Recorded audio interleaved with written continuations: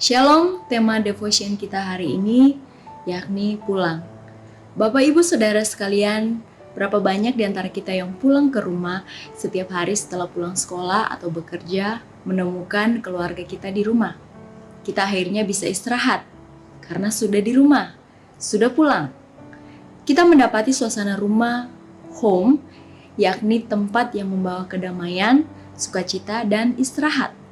Setahun lalu mama saya meninggal dunia di waktu subuh, yang dimana di hari kemarinnya masih sehat dan malamnya tidur seperti biasa. Walaupun kepergiannya yang mendadak membuat kami sekeluarga terkejut, namun di sisi lain kepergian mama yang damai dan tenang adalah anugerah juga. Hal ini membuat saya kemudian merenungkan, jika kepulangan mama dan yang lainnya adalah karena tugas mereka di dunia sudah selesai. Saya masih ada di dunia ini karena tugas saya belum selesai. Akan datang waktunya saya harus pulang dan saya pun akan pulang. Coba bayangkan, akhirnya setelah lama bekerja dan lelah, kita bisa pulang dan mendapati Yesus di ambang pintu menyambut kita, membawa kita masuk rumah dan membawa kita istirahat. Alangkah bahagianya.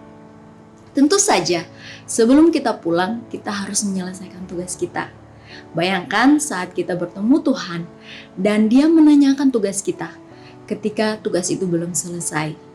Saya rasa kita akan sangat gugup dan takut. Selayaknya seorang anak yang datang ke sekolah tanpa menyelesaikan PR-nya. Pemikiran seperti inilah yang menggerakkan saya dan seharusnya kita semua untuk mulai giat dalam melakukan pekerjaan bagi Tuhan, tanpa harus menunggu diri sempurna atau ideal dulu.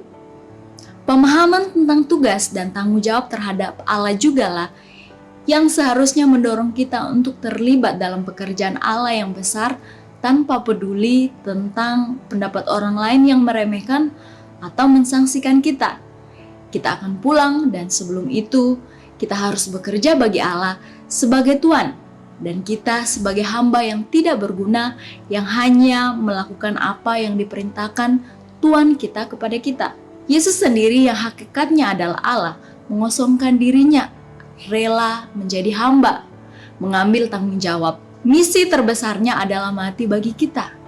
Tetapi mengapa diperlukan waktu 33,5 tahun sebelum Yesus disalibkan, mati, bangkit, dan naik ke surga? Jawabannya adalah karena Yesus juga memiliki pekerjaan yang lain yang harus diselesaikan sebelum kematiannya, yakni mengajar, menyembuhkan, mempersiapkan dirinya, mempersiapkan murid-muridnya menghadapi kematiannya. Bapak Ibu Saudara, Tuhan memberikan kita waktu di dunia ini sesuai dengan waktu yang Tuhan tahu kita butuhkan untuk menyelesaikan tugas kita. Dia akan memberikan kita anugerah, kekuatan, kemampuan, dan semua yang kita butuhkan untuk menyelesaikan semua tugas kita sampai selesai dengan setia. Mari kita berdoa. Bapa di surga, kami mengucap syukur kepadamu, oleh karena anugerah-Mu kami bisa dipakai oleh-Mu. Bukan karena kami hebat, karena kami bisa, tetapi semata-mata karena belas kasihan-Mu Tuhan, untuk membawa kami masuk dalam rencana besar-Mu, misi-Mu bagi dunia ini. Tolonglah kami Tuhan, untuk memiliki hati seorang hamba, memandang kepada Engkau sebagai Tuhan kami, mengabdikan diri kami kepadamu, dan mengingat bahwa suatu saat kami mempertanggungjawabkan segala hidup kami, segala tugas kami kepadamu Tuhan. Tolonglah kami yang tidak sempurna ini, tolonglah kami dalam proses kami ini Tuhan, untuk terus melakukan pekerjaan bagimu, sehingga Engkau sendirilah yang menilai hati kami, menilai motivasi kami. Mampukan kami dan kuasa Roh Kudus-Mu untuk giat bagi pekerjaan-Mu. Demi nama Yesus kami berdoa. Haleluya. Amin.